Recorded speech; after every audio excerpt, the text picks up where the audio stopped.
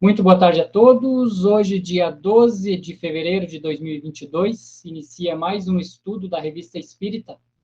Hoje nós estamos no estudo de número 35 do ano de 1860. Demais estudos podem ser encontrados em nosso canal do YouTube, que pode ser facilmente acessado em nosso site www.obreirosdosenhor.org.br. Lá em nosso canal do YouTube, também em nosso site, terão acesso a diversas matérias, diversos estudos da doutrina espírita. Então, é um local com um vasto conhecimento para nosso aprendizado que tem que ser contínuo. Como nós estávamos falando, nós estamos estudando o ano de 1860. Deixa eu tirar uma gata aqui de cima de mim. O home office tem disso, né? Os animaizinhos querem cola e daí... Mas ela quer estudar também, tem que deixar ela progredir. Agora ela foi para lá. E justamente no estudo dessas 2 semanas que a gente está fazendo, que é o estudo dos animais, né? Então, nós vimos estudando aí a questão da comunicação de Charlet, que ele fez comunicações espontâneas na sociedade espírita, tratando sobre animais. Então, é um tema bem interessante, que nós vamos dar continuidade hoje, e hoje também a gente já vai adentrar na questão das críticas e das observações de Kardec relativo a esse tema.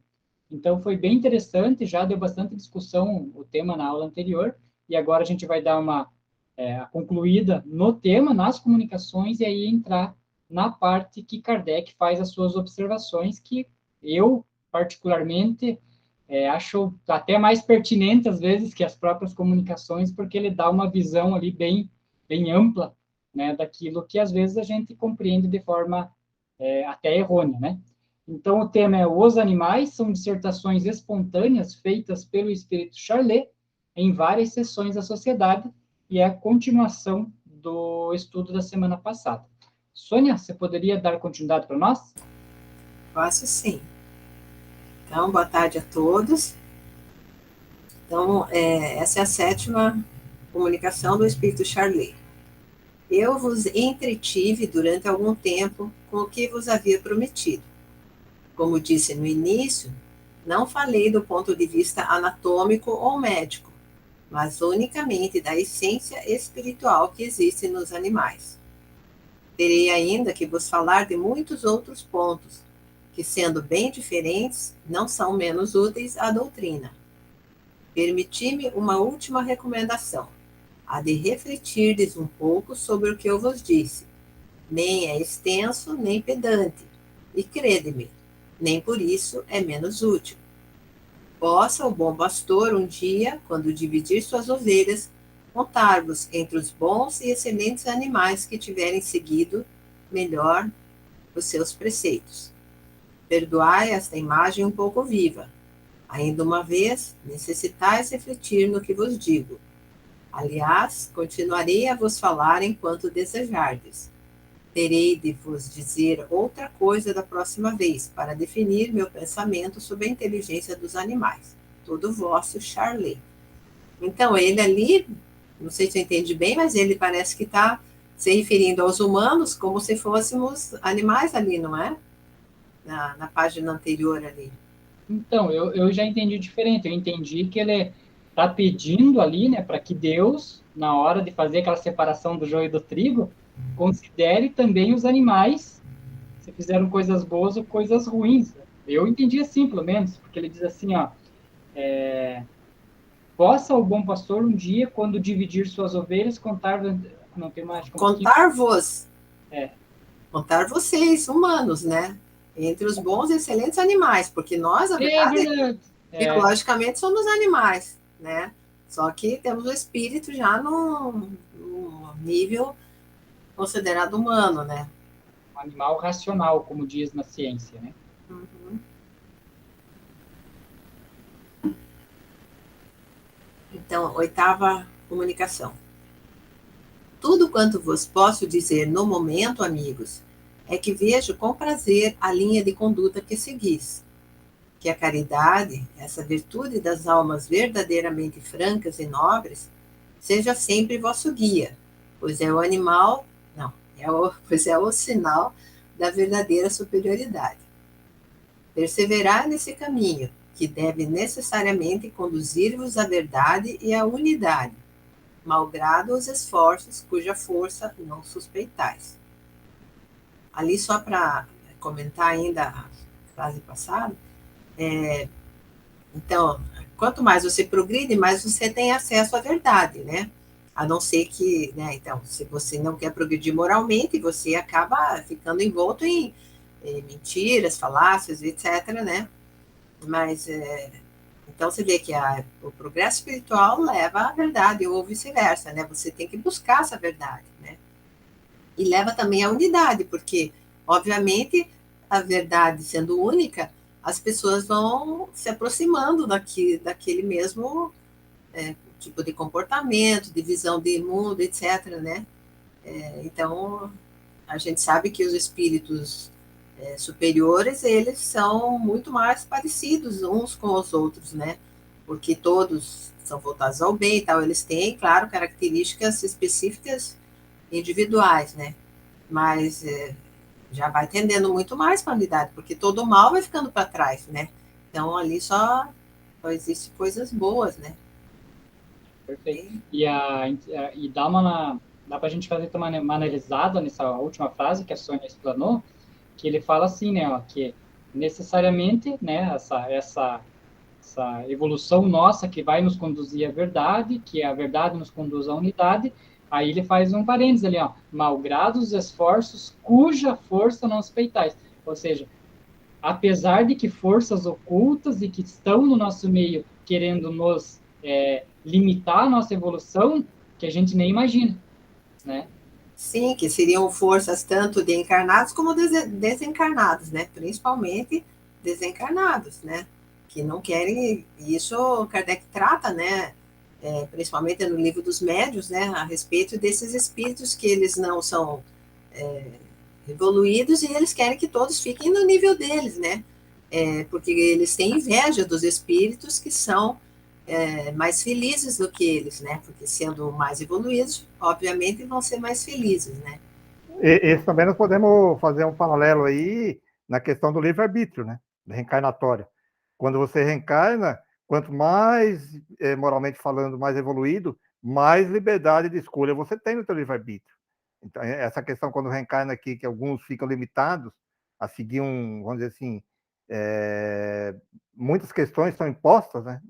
Restringido aqui, também tem essa questão do animal, vamos dizer assim, o racional vai, vamos dizer assim, pegando liberdade de acordo com a sua evolução moral, né?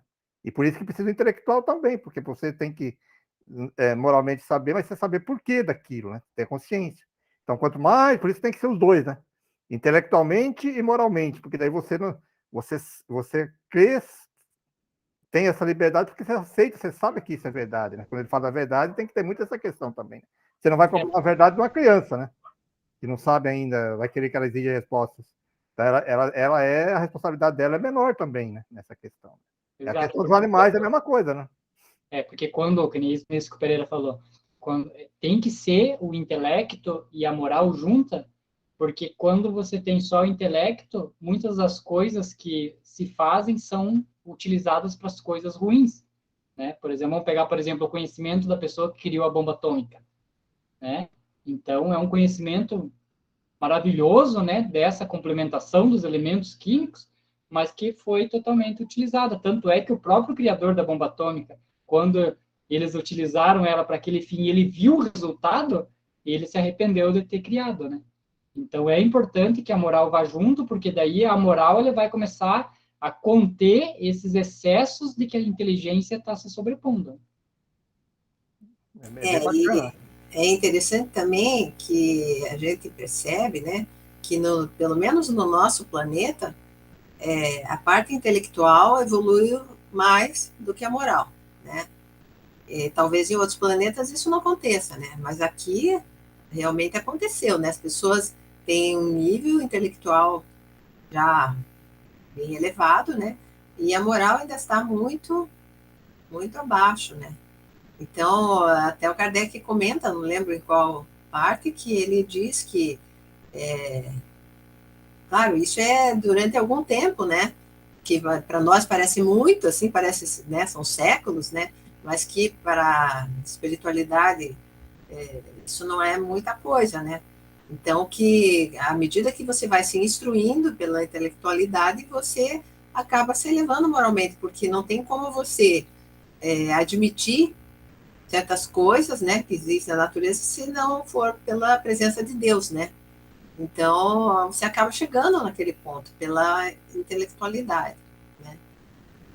Esse ponto aí é importante, porque quando eu falo que tem que subir intelectualmente, você tem que ter, por exemplo, a fé, a confiança de fazer as coisas certas, porque você racionalmente, intelectualmente, você sabe que aquilo é certo. Então, a descoberta de Deus que estão fazendo, que eles querem chegar nessas conclusões, quanto mais intelectual ficando, no ponto vai ficando difícil.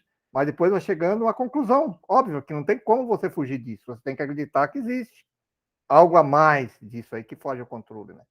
Então, senão você ficaria o que a religião antiga fazia. Não deixava a pessoa desenvolver, mas era uma pessoa boa, boazinha, só fazia o bem. Mas, espera aí, moralmente falando, eram pessoas corretas ali, adequadas. Mas não é só isso, né? A pessoa também tem que desenvolver intelectualmente para você conseguir, vamos dizer assim, trabalhar na obra de Deus, né? Que é o desenvolvimento de tudo. Né? Senão fica uma coisa muito estagnada, por isso tem que subir as duas coisas junto. E às vezes parece que dá uma alavancada no intelectual até para mexer um pouquinho com a outra parte de baixo, né? Para despertar um pouco também para isso. Então é bem interessante isso. Isso mesmo. Nós estamos vivendo um desses períodos, né? Em que a intelectualidade está alta e a moral baixa. Então, é um período bem difícil, né? Então, prosseguindo lá. A modéstia também é um dom muito difícil de adquirir, não é, senhores? É uma virtude bastante rara entre os homens. Pensai que para avançar na senda do bem, no caminho do progresso, só tendes de usar a modéstia. Olha o que ele fala aí. Que seríeis sem Deus e sem seus divinos preceitos? Um pouco menos que esses pobres animais, dos quais já vos falei e sobre os quais tenho a intenção de vos entreter ainda. Cingi os rins e preparai-vos para lutar novamente, mas não fraquejeis.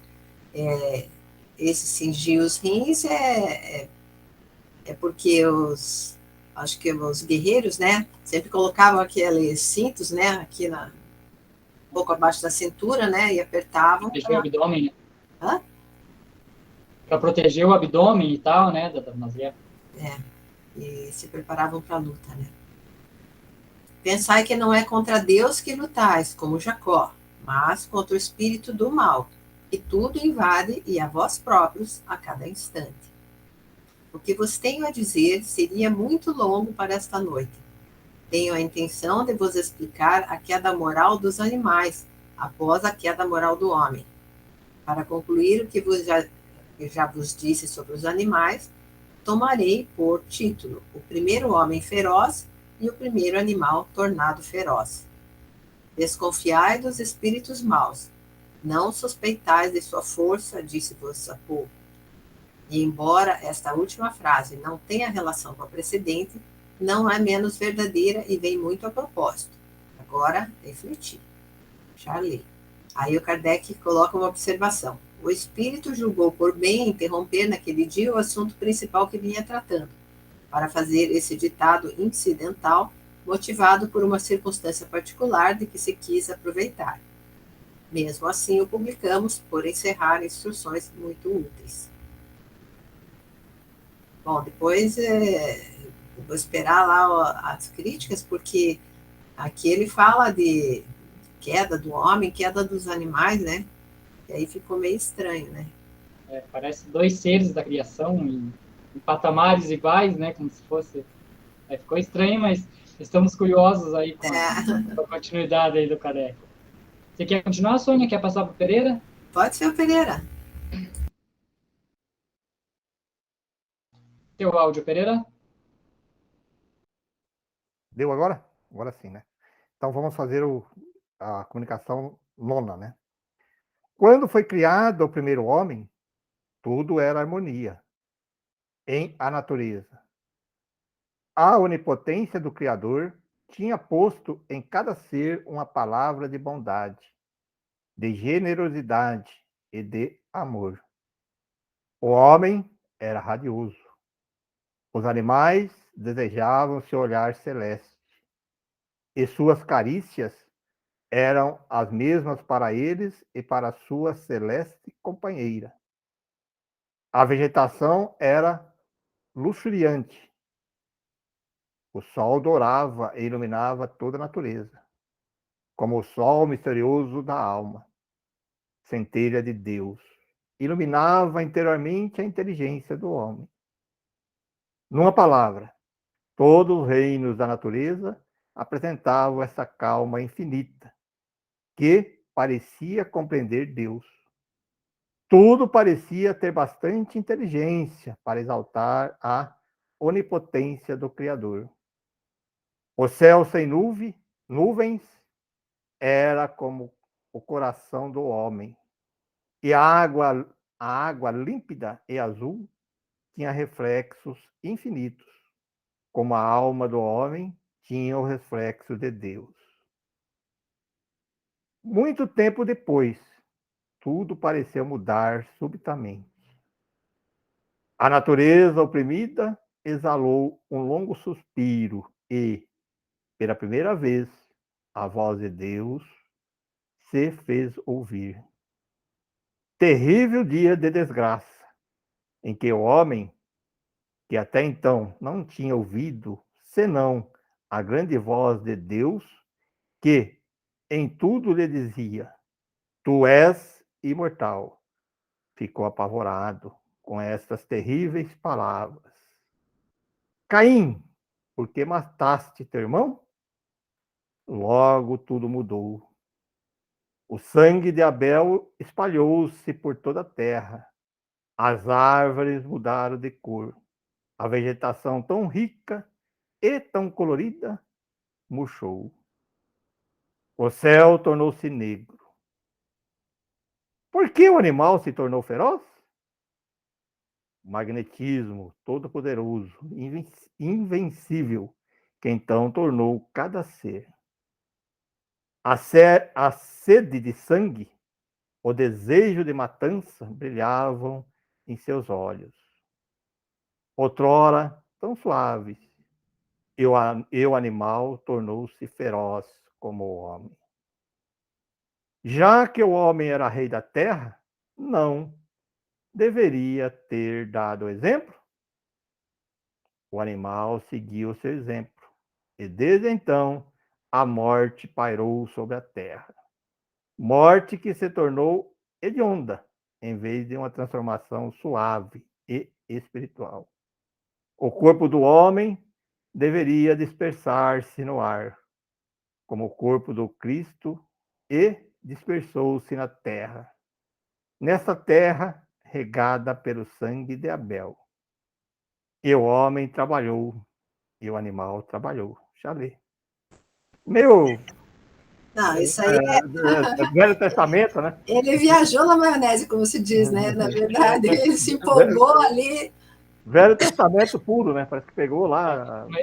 Mas essa é uma questão, né, Sônia, que Kardec fazia muito bem, e como diz o Pereira, falta às vezes para nós fazer esse tipo de estudo, é saber separar aquilo que tem um fundo real do que aquilo que é totalmente alegórico.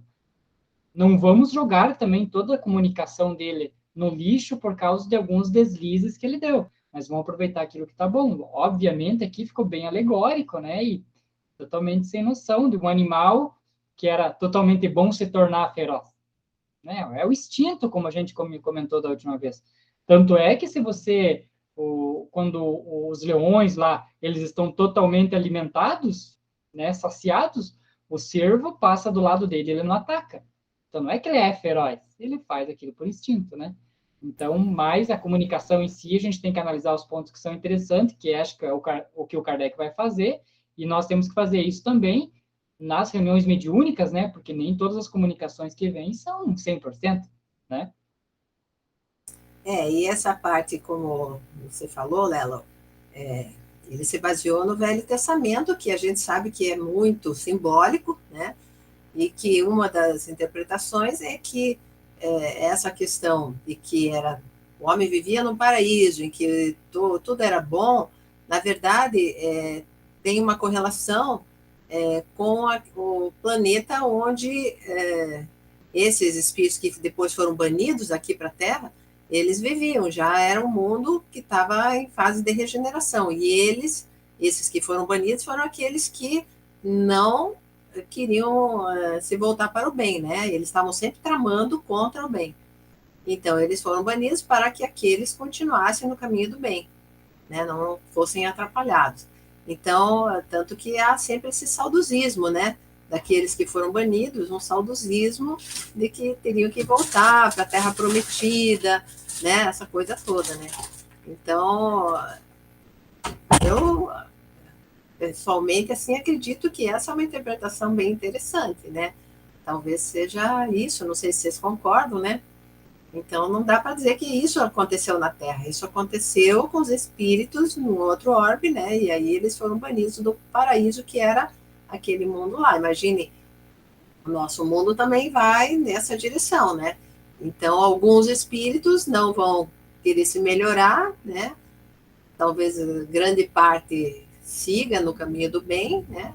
E aí, esses espíritos que não estão se adequando e querem sempre fazer o mal e sempre atrapalhar a vida dos que estão fazendo bem, eles vão ter que voltar, repetir o ano, né? Vamos dizer assim, fazer. Então, então, essa colocação que a senhora colocou, nós, espíritas, que estudamos, que sabemos que nós reencarnamos e a origem do orbe terreno, os espíritos que aqui vieram só podem ter vindo de outro planeta, é uma coisa assim que nós estudamos, nós sabemos que essa é uma alegoria, uma maneira de ver, uma hipótese razoavelmente adequada, porque é isso, os espíritos chegaram aqui, aí eles começavam, que nem ela falou, sonhar, ainda estava ligado lá, sonhava que perdeu aquele paraíso, então ele criou essa imagem do paraíso, que tinha tudo, né?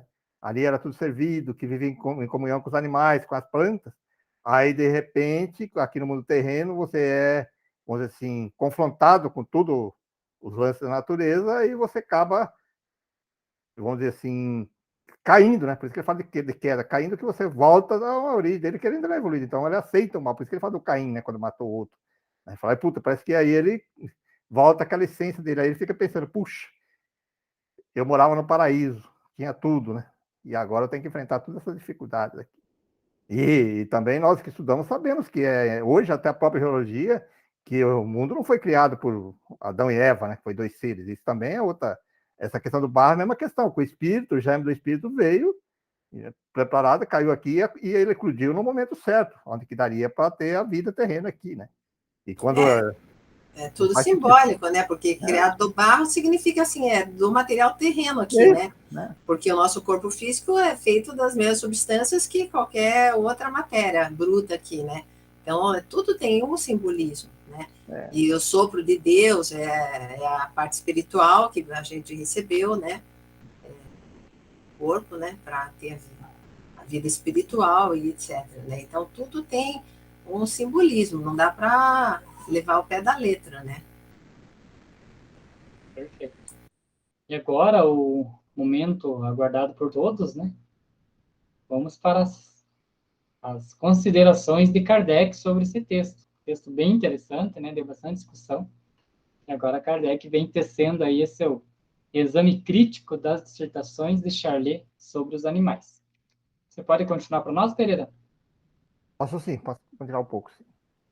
Exame crítico das dissertações de Charlet sobre os animais. Sobre o parágrafo 1, né? Isso. Dizei tudo que vive. Eu gosto do Kardec por causa disso. Ele pega lá o texto, né? E depois faz o comentário ali, né? Dizeis tudo que vive pensa. Então não se pode viver sem pensar. Tal proposição nos parece um tanto absoluta, pois a planta vive e não pensa. Olha aí, ó. Admite isso, em princípio? Sem dúvida, só falo da vida animal e não da vegetal. Bem deveis compreender. É interessante que esse foi o primeiro tema, né, Sônia? Que a gente já, na hora que a gente começou a ler, a gente já pensou lá, dizer, opa, Mas como a Sônia que prepara os slides para nós, ela já sabia que lá na frente Kardec ia fazer essa consideração. Mas que bom que o espírito, né, o Charlie ali, ele também tinha essa concepção, né? Falou, não, eu estou falando dos animais, estou falando dos vegetais, porque o vegetal não pensa, né? Então, já fez a consideração ali, já contornou. Então, né, dá para seguir o barco. Vamos o item 2. Mais adiante, dizeis, vereis que o animal vive realmente, desde que pensa. Não há inversão na frase? Parece-nos que a proposição é: vereis que o animal pensa realmente, desde que vive. Olha aí, isso vai discutir bastante, né? Lembra que eu lembro bem disso quando nós falamos sobre isso aí, né? Que é o contrário mesmo, né? E o Espírito responde: se isto é evidente. Você vê, mas era evidente, mas não estava claro lá quando a gente estava lendo o texto. Estava bem controverso.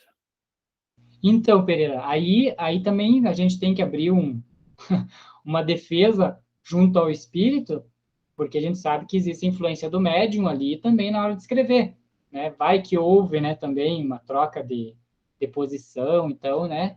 Se o espírito disser isso é evidente, né?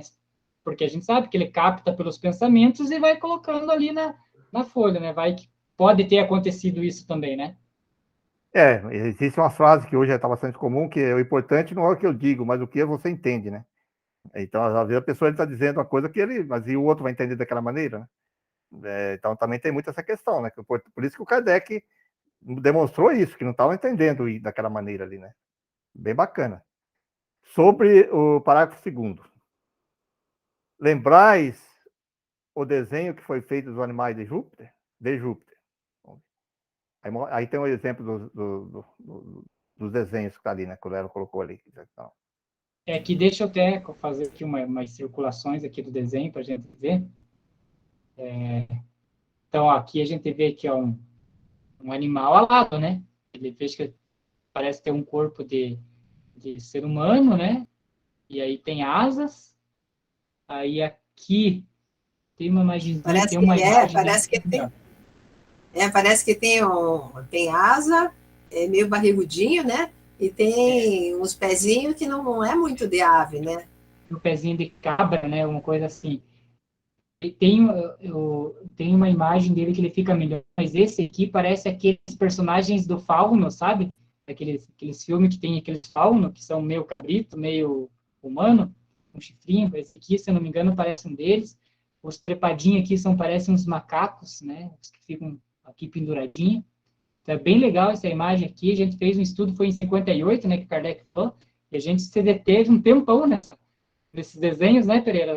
Eu consegui achar outros, acho que uns 4, 5 desenhos detalhando então, sobre Lelo, veja bem do lado esquerdo aqui, tem um que está com as pernas, parece que assim, se segurando pelas pernas na cipó, mais lá para cima. Esse aí, E parece que ele está segurando o tipo de um balde, alguma coisa ali, né? Não sei se é impressão minha, com a mão para baixo, uma das mãos para baixo, mas ali não sei se é planta ou se é. Ah, não, acho que a mão dele tá. Parece que ele está São sentado. duas mãos ali, né? Aqui, né? Parece que ele está sentado. Eu acho que sim. Ah, sim, ele está sentado, é isso mesmo. Mas tem uma imagem melhorada dessa imagem aqui. Se eu achar que eu vou trazer. Achar não, que eu tenho ele nos slides anteriores, eu vou até colocar ali no grupo nosso. Aí ele tem mais melhorada a imagem e a gente consegue ver bem essas criaturas. Olha essa criatura aqui, ó, por exemplo. Dá para ver que tem uns chifrinhos aqui e tudo mais, né? Então, o que é só para quem está nos assistindo? Esse aqui foi um desenho que Palissy, né? Ele fez os desenhos lá de Júpiter, né? Da questão, segundo ele, né? Daquele desenho onde Mozart morava, né? E esses aqui seriam seres meio híbridos, animais e humanos, que viviam lá naquele local. Interessante. Aquela aula foi muito interessante. Né? Vou só tirar meu laser aqui, vamos dar continuidade. Então, aí só aproveitando que o Lero colocou aí, a oportunidade aí de vocês estudarem novamente lá, né, em 58, né, buscarem lá as obras, como que é rico esse estudo da Revista Espírita. Aí o Kardec faz aí, já no referente ao parágrafo 2º. Nota-se que há uma analogia surpreendente com o sátiro da fábula. Essa ideia do sátiro seria uma intuição da existência desses seres em outros mundos e, nesse caso, não seria uma criação meramente fantástica? Aí o espírito responde, Charlie. Quanto mais novo o mundo, mais ele se lembrava. O homem tinha intuição de uma ordem de seres intermediários, que mais atrasado que ele, quer mais adiantado. É o que ele chamava os deuses.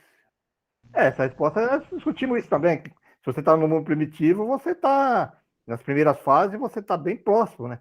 Então é mais fácil. Agora é difícil, né?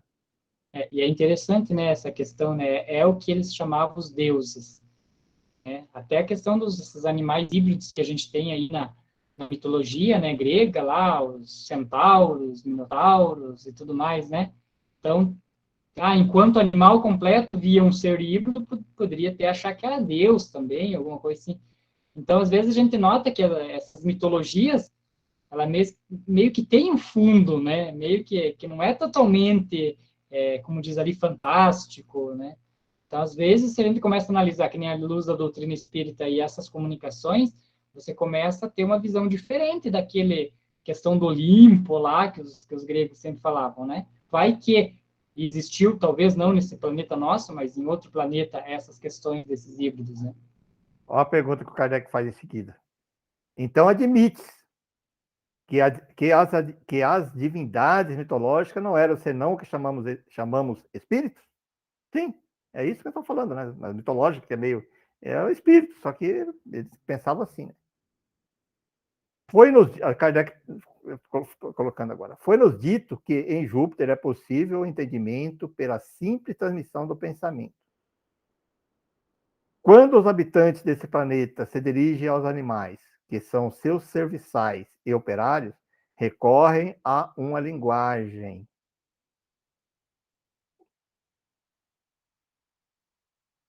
Uma linguagem particular. Teriam para os animais uma linguagem articulada e entre si a do pensamento? Olha que pergunta interessante também. Não. Não há linguagem articulada, mas uma espécie de magnetismo muito intenso que faz curvar o animal e o leva a executar os menores desejos e as ordens de seus donos. O Espírito Todo-Poderoso não pode rebaixar-se. A superioridade moral, né? Que a gente entende ali, né? Sim, sim. Daí não havia necessidade dele se comunicar com linguagem articulada para os animais, porque ele está contando que os animais entre si têm uma linguagem articulada, né? Então, mas os que são espíritos, são homens, né? Caso, não precisam usar essa linguagem articulada. Eles, pelo pensamento e através do seu magnetismo, eles fazem com que o animal compreenda o que eles querem, né? A gente sabe disso, né? Estudando o magnetismo, a gente sabe que isso é possível, né? Mas você sabe que a experiência particular agora que estou falando, quando eu estou falando dos animais terrenos, eu tenho uma certa aversão com cachorro, principalmente, né? E a época que eu estava, a versão que eu digo assim, que parece que não me dão bem, cachorro grande, esses cachorros. Aí um dia, representando o estado, tinha parado do carro, tinha ido para um lugar na rua para atender um cliente, e aí um cachorro disparou com tudo. Veio com um cachorro grande. E aí, naquela hora, você imagina, eu já com medo de cachorro, o bicho vem. Aí eu lembrei do magnetismo, eu estudava o magnetismo, eu lembrei disso aí, né? Eu parei, dei um grito e taquei a mão, falei, pare! E não é que o bicho parou mesmo? Eu não recomendo ninguém fazer isso, mas parou. Aí eu lembrei disso, falei, poxa, naquela hora foi a única coisa que eu pensei, se eu correr é pior, né? Eu parei, não sei se foi porque eu parei e ele parou também, ele veio, eu falei, para! Taquei a mão em cima, assim, um pensamento forte, o bicho e voltou para trás. Naquele Sim, dia eu mas isso existe, já é lendário, né? Que muitas. Só que eu falei, né? Eu gritei Sim, forte. mas não importa. Eu acho que a tua postura de enfrentamento passa, né? Aquela ideia para o animal. Eu penso, epa, esse aí é mais poderoso. Eu acho que eu não vou aguentar, porque ele sente aquela energia de resistência, né? Diferente se você mostrasse medo. Aí, mesmo que você gritasse, ele ia te atacar. Eu acho que o que importa é o que você transmitiu. Então, não precisa ser em palavras, né? Nem latidos, né? Que seria no caso ali, para se comunicar com ele, nada, porque você está demonstrando pela tua postura, pelo teu magnetismo. Ele sente aquela energia. A gente sabe que os animais percebem as energias. Né? Mas que eu tremi tudo depois, eu tremi, que o bicho era grande. Para nós aqui que somos 40 a mais já, talvez vocês tenham assistido um filme bem antigo chamado Crocodilo Dundee. É assim. Esse é maravilhoso. Eu acho que tem uns dois. E tem um momento, né, que ele vem dois cachorrões grandes, né, vem para pegar ele e ele faz assim com a mão, né, faz um gesto na frente, ele não fala nada. E ele fica encarando os cachorros, o cachorro faz igual do Pereira, ele senta, fica quietinho, e aí ele manda sair o cachorro e o cachorro sai. Eu falei, você vê, né? É isso que eu falo, né? Às vezes, quando a gente vê essas questões do cinema, questões de ficção científica do cinema, até mesmo essas questões mitológicas, tipo Senhor dos Anéis, eu imagino que esses escritores devem ter uma amplitude de captação de pensamento que ele capta de lugares não sei de onde, né? Para poder escrever aquilo, porque algumas coisas têm fundamento, né?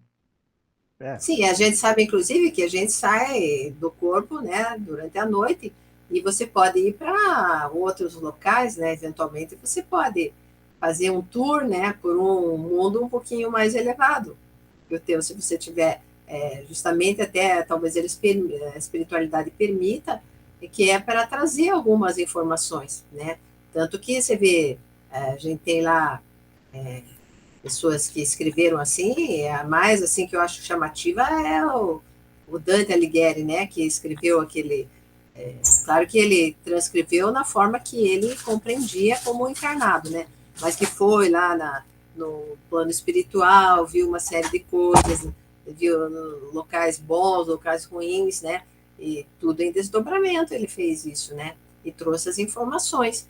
Claro que algumas coisas deturpadas, porque ele estava encarnado numa época em que ainda não havia nenhum conhecimento, né? Mas, de qualquer forma, a gente analisando agora, a gente vê que tem muito de verdade ali, né? E assim outros escritores, né?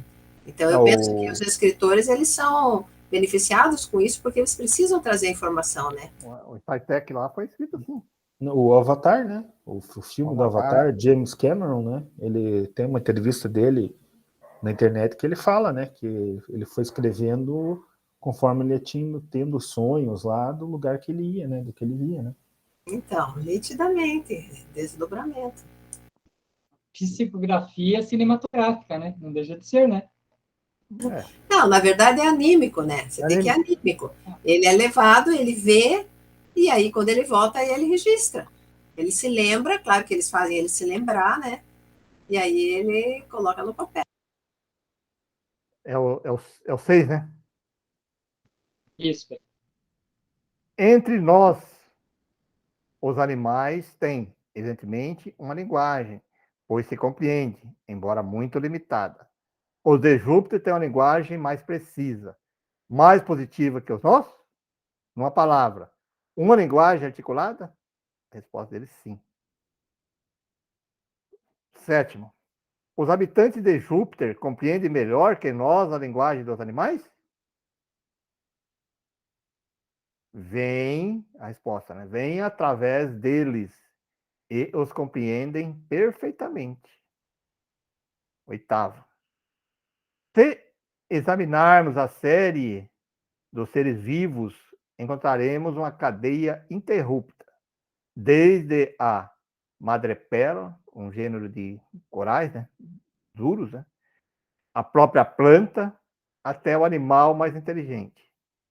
Mas entre o animal mais inteligente e o homem, há uma evidente lacuna, que em algum lugar deve ser preenchida, pois a natureza não deixa elas vazios. De onde vem essa lacuna? Resposta. Essa lacuna dos seres é apenas aparente.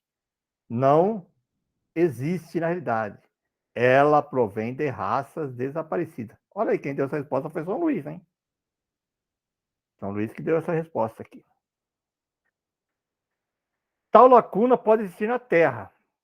Tal lacuna pode existir na Terra, mas certamente não existe no conjunto do universo e deve ser preenchida em alguma parte. Não seria por certos animais de mundos superiores que, como o de Júpiter, por exemplo, aparece aproximar muito dos homens terrenos, pela forma e pela linguagem e por outros sinais? Kardec pergunta, né? Resposta. Nas esferas superiores, o germe surgido da Terra desenvolveu-se e jamais se perde. Tornando-vos espíritos, reencontrareis todos os seres criados e desaparecidos nos cataclismos do vosso globo. Outra resposta de São Luís. Essa é a resposta que nós questionamos, falamos sobre isso, né? Será que esses de Júpiter já não estão mais próximos para reencarnar como espírito mesmo, né? Humano, né?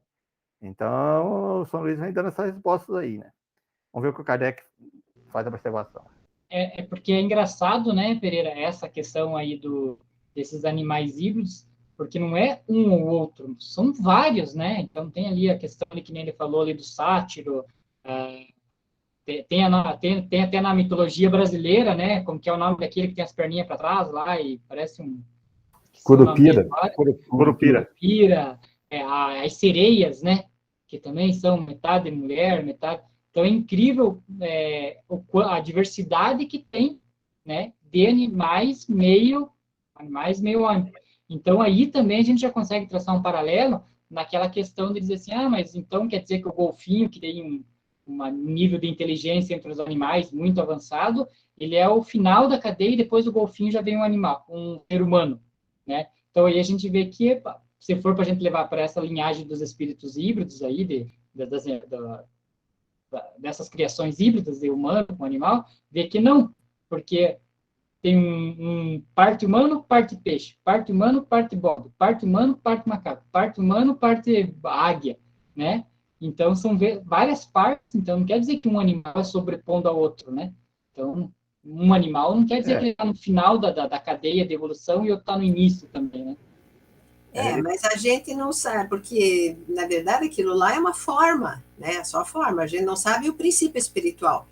Talvez você tenha razão nessa primeira assertiva que você falou, de que o princípio inteligente vai passar por todos os animais até o animal mais que tenha uma inteligência maior. Eu acho que sim, ele vai aos poucos progredindo esse princípio intelectual, né? Ele vai aprendendo, vai desenvolvendo as suas capacidades.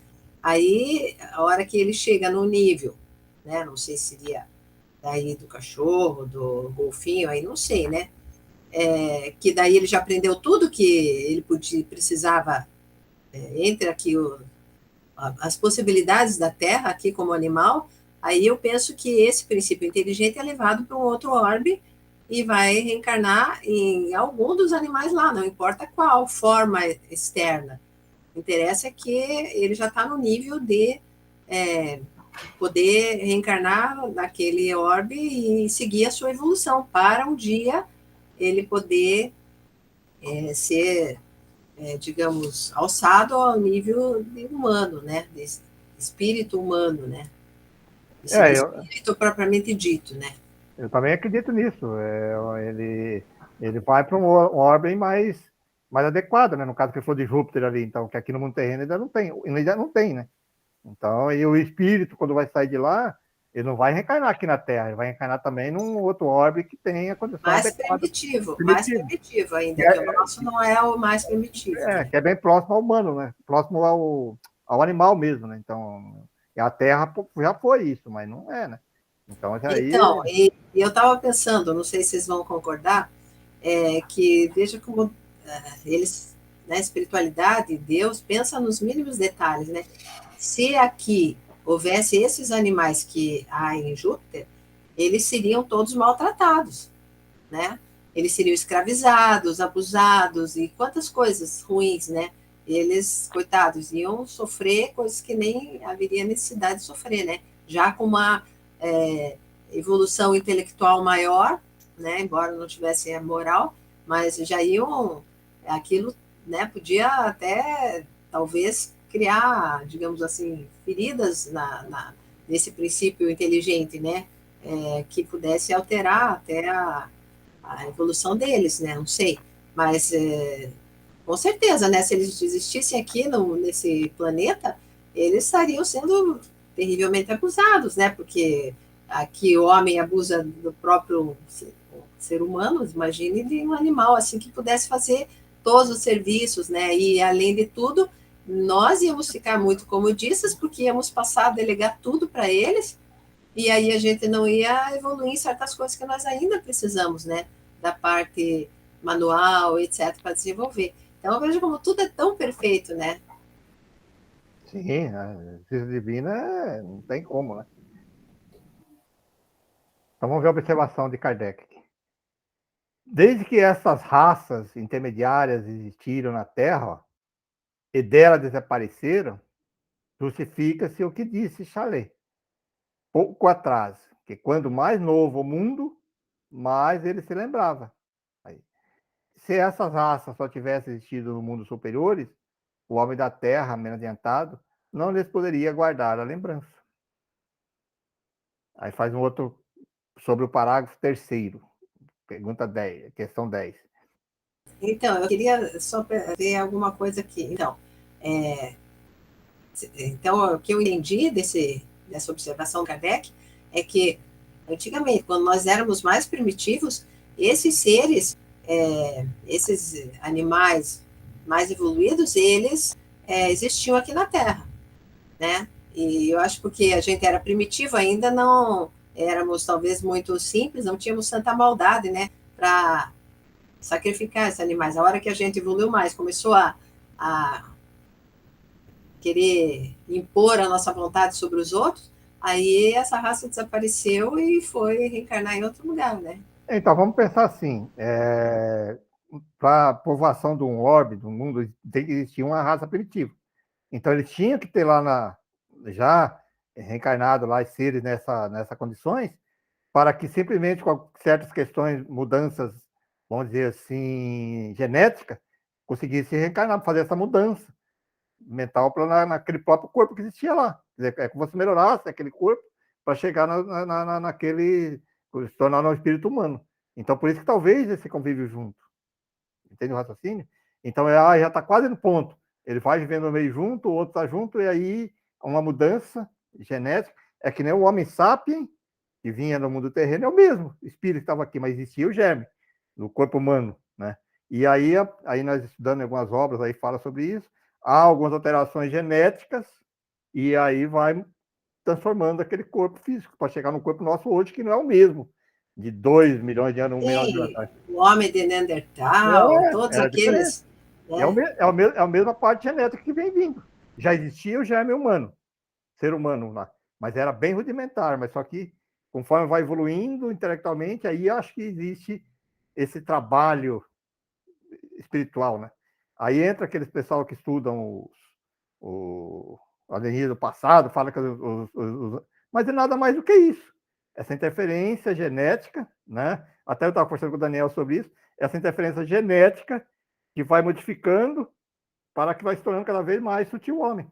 Então eles atuam constantemente. Porque um espírito que nasceu daquela época lá, que se ele não evoluiu, ele não consegue reencarnar mais hoje, nós sabemos disso. Até a questão perispiritual, né? Ele não consegue reencarnar mais nesse corpo que nós estamos atual hoje. A diferença é muito grande vamos dizer assim, de sutilidade, né? É mais sutil, que não consegue suportar mais aquele homem primitivo que existia aí há 200 mil anos, até menos, né? Vamos botar aí 1.000 anos, 3.000 anos, 5.000 anos na época. Eram seres totalmente diferentes, né? Mais rústico, mais... Né? Então, aí na questão do animal, eu penso que é bem assim mesmo. Ele vivia meio em conjunto por causa disso, né? Era apenas uma mudança. Sim, mas aí quando você é banido para um outro orbe, vai para um orbe primitivo, você vai reencarnar, então eu acredito que com certo sacrifício, né? Naqueles corpos primitivos. Né? Exatamente, vai te restringir você a tua capacidade, intelecto, tal, mental, por causa disso, que você está obrigado, porque você ainda moralmente não evoluiu ao ponto que tem que, né, que o espírito não regride moralmente, né, e agora, intelectualmente ele também não, mas só que daí quando ele é constrangido em outro corpo... Sim, ele não tem como, imagine, ele estava acostumado a trabalhar com coisas delicadas, de repente ele você vê num corpo físico extremamente grosseiro, mãos enormes e tal, né? Ainda sem a delicadeza capaz, né? E inclusive o próprio cérebro, né? Não tem ainda a condição de fazer uma coisa delicada, né? Não tem mais. Escrever e tudo, eu acho que tudo é um sacrifício, né? Então ele tem essa noção, mas não consegue, que nem a gente, eu acho fácil, né, da gente entender isso, por causa do computador, né? Você coloca um software mais graduado numa máquina muito atrasada, ela não roda, né? É interessante isso. 10. Dizeis que tudo se aperfeiçoa e, como prova do progresso do animal, dizeis que outrora ele era mais rebelde ao homem. É evidente que o animal se aperfeiçoa, mas, pelo menos na terra, só se aperfeiçoa pelos cuidados do homem. Abandonado a si mesmo, retorna à sua natureza selvagem, mesmo o cão. Aí a resposta: é pelos cuidados de quem o homem se aperfeiçoa? Não é pelos de Deus? Ele está perguntando, né? Perguntando. Como que nós nos aperfeiçoamos? Ele está fazendo a pergunta, vou estar de novo. É pelos cuidados de que o homem se aperfeiçoa? Não é pelo de Deus? Tudo é graduado na natureza. Olha que interessante. Aí eu acho que essa resposta agora também, como apareceu o São Luís ali, ela é dada muito intuída, muito supervisionada por São Luís ou por outros espíritos superiores. Né? Você vê que ele já é um pouquinho mais diferente a resposta. 11. Falai de recompensa para os animais que sofrem maus tratos, e dizei que é de toda a justiça que haja compensação para eles. Parece, de acordo com isso, que admites no animal a consciência do eu após a morte, com a recordação de seu passado. Isso é contrário ao que nos foi dito. Isso nós comentamos também na aula passada. Se as coisas se passassem como dizeis, resultaria que no mundo espiritual haveria espíritos de animais. Kardec faz a afirmação. Então, é nessa afirmação que Kardec faz que eu tenho aquela concepção de que o animal não tem individualidade. Por quê? Porque ele diz que ele vai explicar isso. Vai?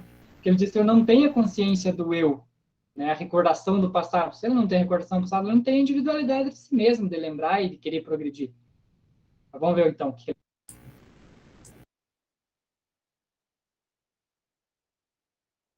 Tá. E ele continua, Kardec ainda. Assim não haveria razão para não existirem a das outras. Não, das ostras. Porque a gente pensa no animal, um cachorro, um cavalo que é domesticado, que faz um monte de coisa que a gente quer e tal. Então, quando desencarna, estaria lá no plano espiritual também fazendo as coisas. Mas aí o Kardec diz, mas então não haveria razão para não existir também uma ostrazinha lá desencarnada, né? Olha, poder dizer, se vedes em torno de vós espíritos de cães, gatos, cavalos ou elefantes, como vedes espíritos humanos? Olha a pergunta de Kardec, né? Essa nós perguntamos também, pô. Olha aí, ó, a resposta. A alma do animal tem de perfeitamente a razão. Não se reconhece após a morte do corpo. É um conjunto confuso de germes que pode passar para o corpo de tal ou qual animal, conforme o desenvolvimento adquirido. Então, mais ou menos o que a gente estava falando ali, né? À medida que vai evoluindo o princípio inteligente, ele vai para animais que têm mais capacidades de fazer, inclusive, interação com o homem, né? Não é individualizada. Olha, ele afirma isso também.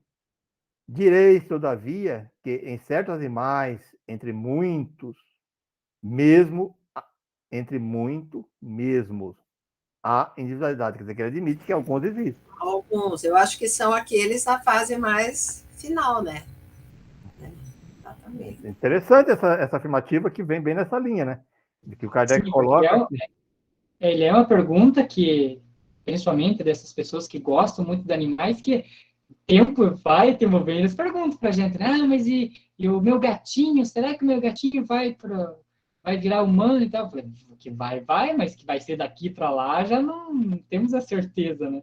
Quer dizer, agora a gente tem um pouco de certeza, assim, não, do gato não, né? Do gato ele vai ter que ir lá para Júpiter e reencarnar num híbrido para daí voltar no ser humano. Então vai demorar um pouco. Mas aqui parece um pouquinho daquela questão da nossa Constituição brasileira. Sempre está assim, muito mesmo a individualidade. Quer dizer, ele deixa sempre uma brechinha que pode, entendeu? Ele sempre deixa aquela. As respostas, quando a gente estuda a doutrina espírita, tem muito disso, né? Você não pode taxar, né, que nem muitas pessoas taxam. É porque a gente quer uma coisa É, quadrada. não, quadrado, Então, que nem o Pereira quer. O Pereira é da administração, eu sou da gestão financeira, o Daniel lá que também é de exatas, a gente adora coisa quadrada. Né? Não, tem que ser assim, ó, é ou não é? Daí, quando vem com esses entre vírgulas aí já tem que ir para Manos, que é da Sony lá, daí já não... Mas o advogado gosta disso também, porque dá debate para discussão, né? Dá debate para questionamento. Advogado mais que médico. Gosta, adora Mas isso. o que eu entendo, assim, é aquilo que a gente falou há pouco, né? Que aqueles princípios inteligentes, né, que estão animando esses animais, que já estão numa fase evolutiva, né, que já estão quase prontos para não precisar mais se reencarnar na Terra como animais, eles iriam, então, né, animar, reencarnar naqueles animais lá de Júpiter, por exemplo, ou de outros orbes, né, eles já estão, acho que nessa fase aí de já ter alguma individualidade.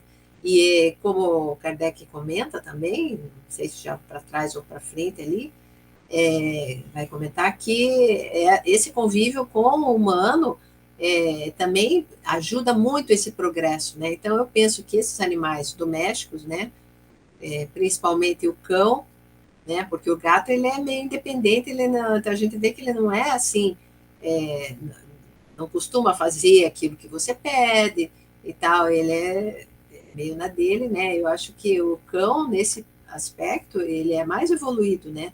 Porque você pode treinar, ele é mais dócil, né? Então ele precisa de mais inteligência. A inteligência do gato é para ele só, né? Então ele é esperto, fica naquilo, mas a gente pode dizer que é mais instinto, né? Porque para treinar, se você tenta treinar o gato, é mais rebelde para isso, né? É difícil.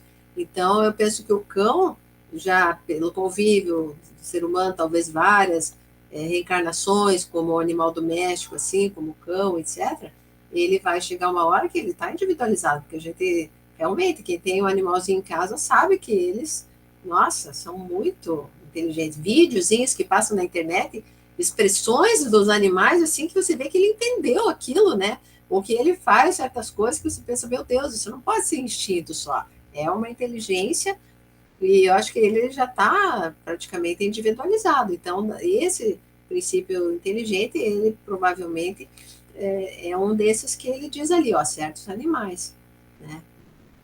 Vamos continuar mais 2 slides, Pereira, que dele tem uma pausa ali e a gente finaliza por hoje. Tá bom, então. 12. Aliás, essa teoria não justifica absolutamente os maus tratos dos animais. O homem, isso é o Kardec colocando na 12 ali, o homem é sempre culpado por fazer sofrer um ser sensível qualquer. E nos diz a doutrina que por isso ele seria punido. Mas daí a colocar o animal numa posição superior a ele, há uma grande distância. Que pensais isso? Sim. Entretanto, sempre estabeleceis uma escala entre os animais. Pensais que a distância entre certas raças, pensais que há distância entre certas raças. O homem é tanto mais culpado quanto mais poderoso. Claro, né? Isso aqui nós discutimos também. Quanto ele é mais sábio, mais ele é punido. Né? 13. Como explicais que, mesmo no estado selvagem, o homem se faça obedecer pelo mais inteligente animal? É principalmente a natureza que age assim. O homem selvagem é o homem da natureza. Conhece o animal familiarmente, O homem civilizado estuda o animal, e esse se curva diante dele. O homem sempre o homem perante o animal, seja selvagem, seja civilizado. Aí é interessante isso. Deixamos para a próxima. Deixamos daí, então, o parágrafo 5º para a próxima. Então, interessante aqui, até queria fazer um parênteses aqui de um livro, que até foi o Daniel que passou para mim, de PDF, do Bozano, que é a Alma dos Animais.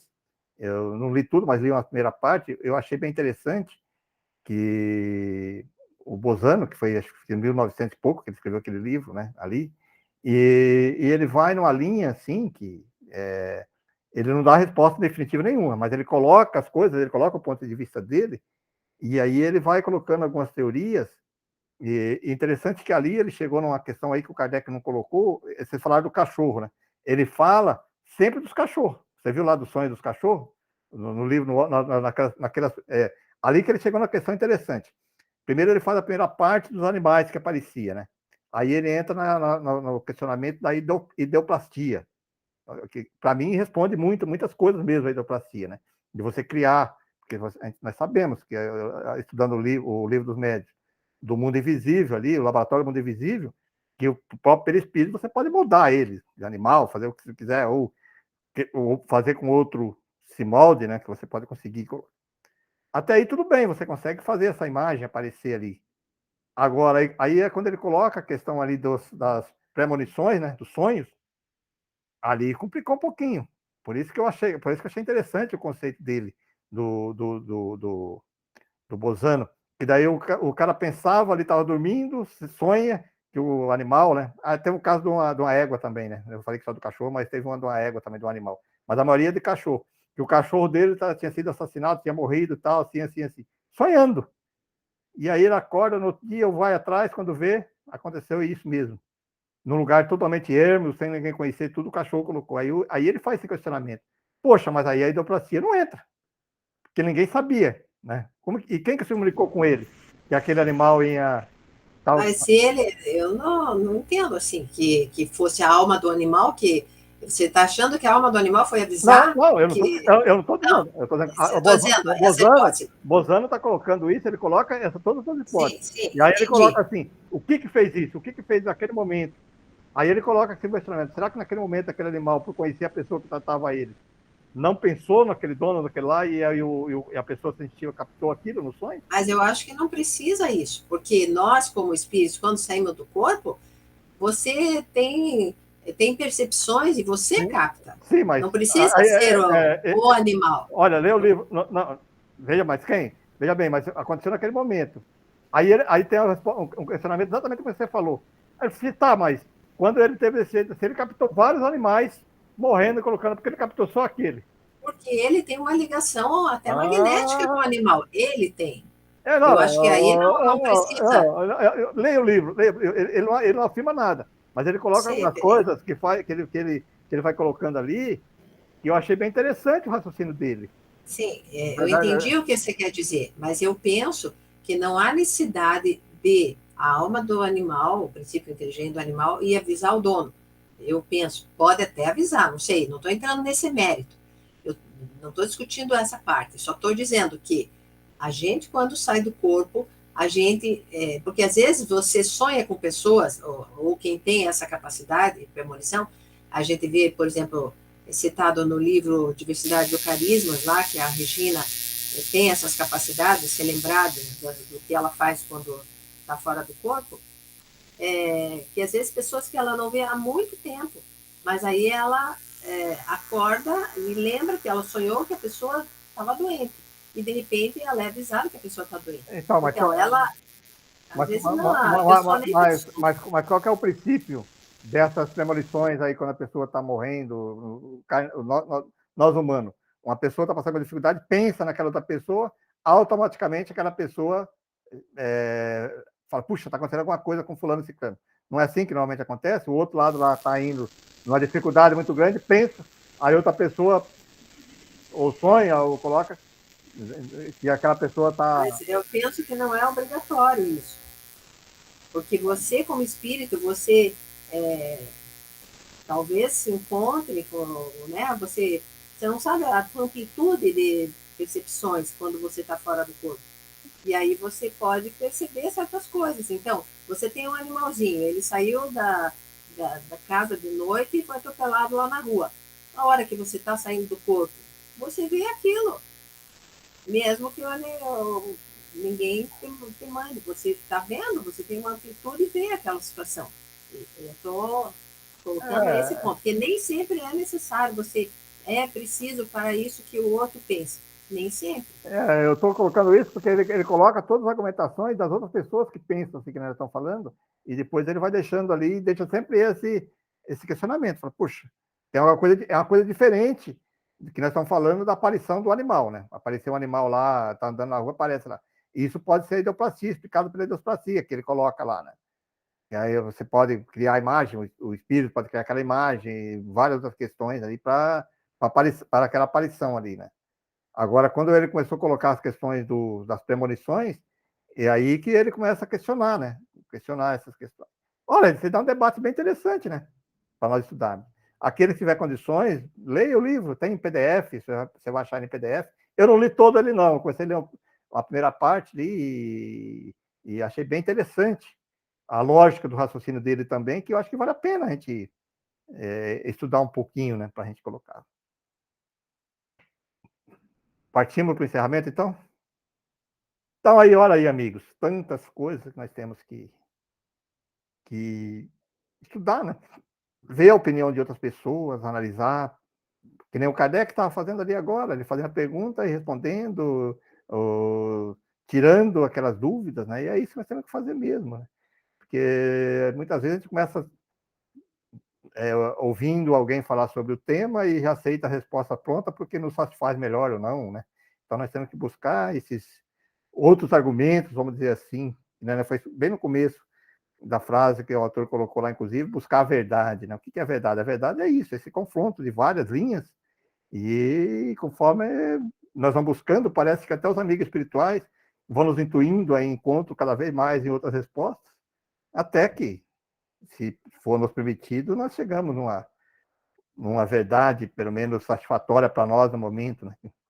Porque não podemos simplesmente aceitar as coisas muito redondinha, muito certinha, né? Bom, gente, então, aproveitando esses momentos aqui, esse debate tão rico, estudo muito importante dessas obras, principalmente a Revista Espírita que nós estamos estudando, tantas questões, tantas reflexões e tantas aberturas que nos dá para estudarmos, ouvirmos, lermos outros autores complementares para que possamos encontrar a verdade. Então agradecemos profundamente a Deus. Vamos nos emancipando, entrando em sintonia com o divino, uma sintonia de amor, de paz, de prosperidade e de gratidão por tudo que nos concede. Obrigado, Deus. Obrigado, Jesus, mestre querido, pelo Evangelho, que nos dá o caminho a ser seguido, nos mostra a estrada para seguirmos o nosso processo evolutivo. Agradecemos aos amigos espirituais que nos acompanham, nos intuindo, nos ajudando, nos orientando. Obrigado, amigos. Agradecemos também aqueles amigos espirituais que nos acompanham, que também buscam os conhecimentos. Sabemos que muitos deles se juntam a nós para estudar esta obra de grande magnitude, que é a Revista Espírita, que é a codificação espírita.